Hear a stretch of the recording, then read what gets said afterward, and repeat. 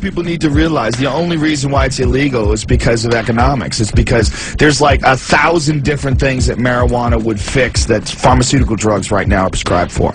And it would cost the pharmaceutical companies billions and billions of dollars every year. If marijuana was made illegal, it would cost alcohol companies. When you see those commercials, like those the talking dog, the pot commercial, those are sponsored by Partnership for a Drug-Free America. Partnership for a Drug-Free America is funded by alcohol companies. It's hilarious. Alcohol's a drug. In 1935, they came out with a machine called a decorticator. And what a decorticator is, it allows you to effectively and economically effectively process hemp fiber.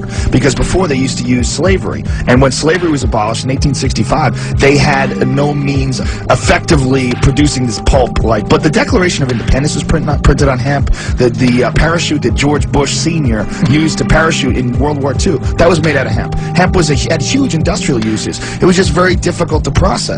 And so they came out with this machine called a decorticator, and it allowed them to really effectively produce it. And then Popular Science had this cover that said, hemp, the new billion-dollar product, and everyone was going to start using hemp for paper, for textiles.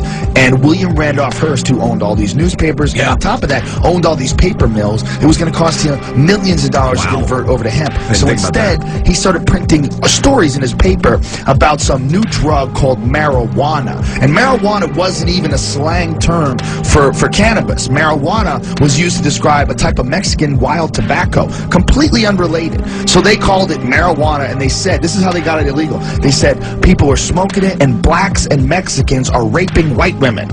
So Congress outlawed this new drug, not even knowing they were outlawing hemp. They had no idea, which hemp had been in use for thousands and thousands of years. And so then they came out with all these videos, or these movies rather, like Reefer Madness, and all these propaganda films, and it was all just to get people to think that there's something wrong with this one. It was totally economic. 400,000 people every year die directly, in this country alone, directly as from use of cigarettes. No one's ever died from pot, ever. But it's illegal. And you're not going to live forever, all right? You're going to live and you're going to die, and everybody is. We're all temporary beings going through this life, and you know, who are you to tell other people what they can and can't do? Alcohol doesn't make you a drunk. You know, I drink, and then I stop drinking, and then I go get something to eat, and I hang out, and I won't drink for weeks. It's crazy. You know, it's called moderation, and you apply it to every aspect of your life. I mean, if you want to get addicted, you can get addicted to spanking it. You can get addicted to gambling. You can get addicted to anything. Scratch tickets. People say, well, you can abuse alcohol. You can abuse pot. You can abuse cheeseburgers, too. You know, but I like cheeseburgers. It should be legal. All this stuff should be legal. We're not children. We're adults.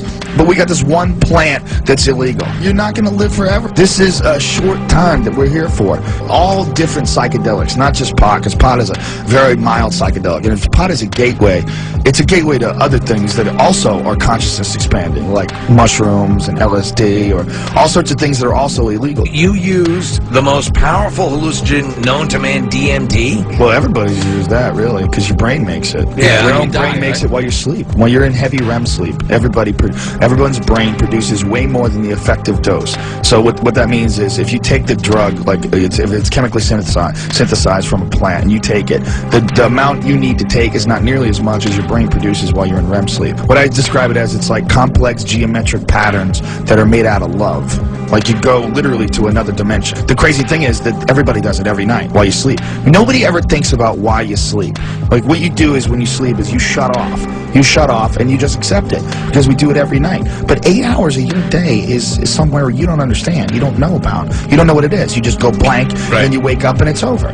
But you're going through an intense psychedelic trip during that whole time. And the same thing as, you know, when you wake up from a dream, you can't remember it. Like, oh, this crazy dream, and it seems so real. And then 5 minutes later, you don't even know what the hell you were talking about. You don't remember the dream. But that's exactly what happens when you smoke DMT. When you take this drug, you have these insane visions, and then you could barely remember it just a few minutes later. And it's because your conscious brain is trying to protect you from this experience, because it's so mind-blowing. What it literally is, it's not scary, because it's exactly the same thing that happens to you when you die. But this is what happens to you when you die. I mean, this is the chemical that your brain produces, and it's produced by a part of your brain called the pineal gland, and literally it's your third eye. It's literally in the center of your brain, where the third eye is, and it actually, in reptiles, it has a retina and a cornea and a lens. And they've done all these scientific studies on it. They did a bunch of clinical trials at the University of New Mexico. They did a book on it called DMT, the spirit molecule. And what this is literally like a portal to the afterlife. It allows you to sneak a peek over there and come back. It's mind-blowing. The crazy thing is they've known about this since like 1960. If you saw a movie and there was a substance in this movie that existed in every single ecosystem, it's in plants and it's everywhere. It's in grass. You take Phalaris grass and you extract it, you get DMT from it. Literally. I mean, it's in more plants than it's not in. And if there was a drug that allowed you, if you smoked it, you could literally see God. Literally have a communication with pure wisdom. Wouldn't you think that everybody would have heard about that? Yeah. Could you think that you could keep something like that under wraps for like 40, 50 years? This is what should be legal. All plants. All plants should be legal.